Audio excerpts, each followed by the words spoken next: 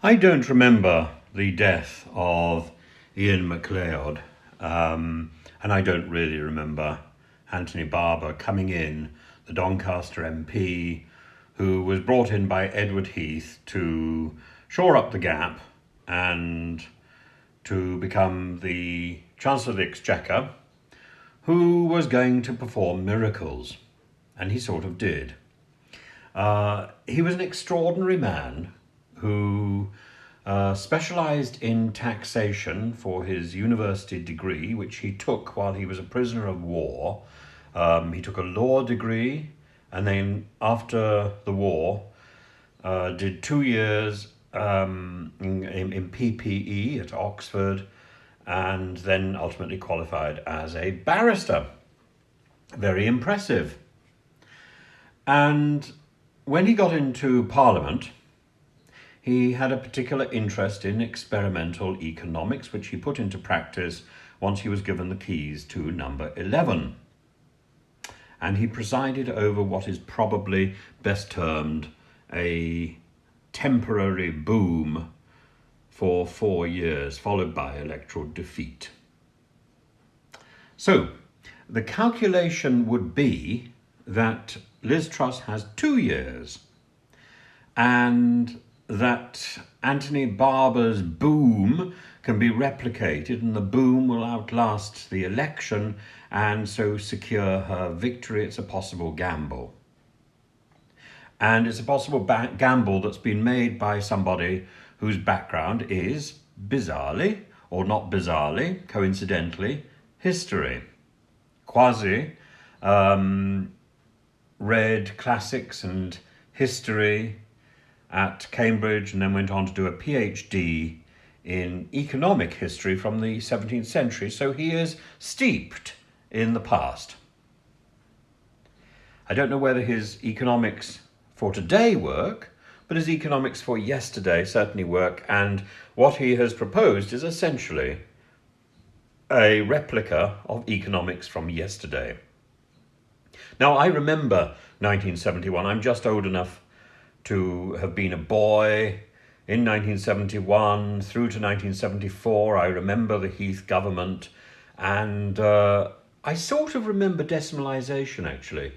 But what I particularly remember was going to bed by candlelight and the excitement of mounting the stairs by candlelight and wondering if there were ghosts, and also seeing Mike Yarwood imitate Edward Heath on the telly.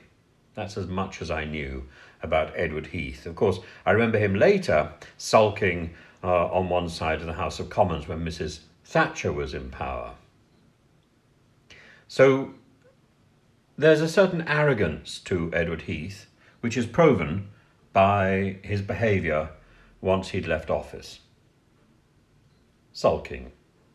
And Kwasi's refusal to let the Independent Office for Budget Responsibility examine his budget demonstrates a similar sort of arrogance or fear or foolishness. This is a gamble. It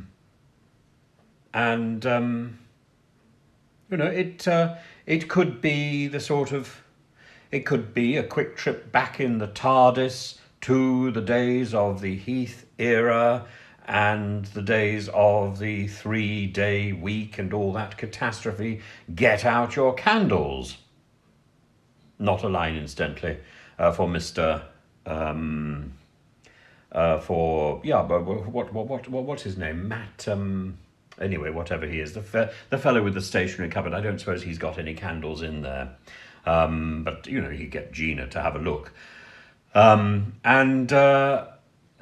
the two big questions that Kwasi had to deal with are the two big questions that Anthony Barber dealt with. Number one was the tax system, and number two was the future of the pound. So both Kwasi and Anthony Barber think that the tax system discourages enterprise. They're probably right. Barber, of course, introduced VAT to sort this out, and Kwasi has left VAT entirely where it was. And the idea of this sort of dealing with the tax system in order to encourage enterprise is straight out of John Maynard Keynes, who of course we like. But the difference is that John Maynard Keynes, you've got to remember John Maynard Keynes's adage, that we adjust to the new reality, we keep adjusting. When the facts change, I change my mind. And we are no longer in 1971, and it didn't work well in 1971, really, not for everybody anyway. And the second point was that Barber allowed sterling to fail, or to fall anyway. And this has happened, well, it happened yesterday too. So in that sense, we could say that rather than producing something new, our new Chancellor has simply gone back to the past and is hoping that the recipe of the past will be the right recipe for the future. I am not at all convinced. And maybe he's right, maybe he's not right. We will have to wait and see. But as I say, I, for one, am going to get out my candles.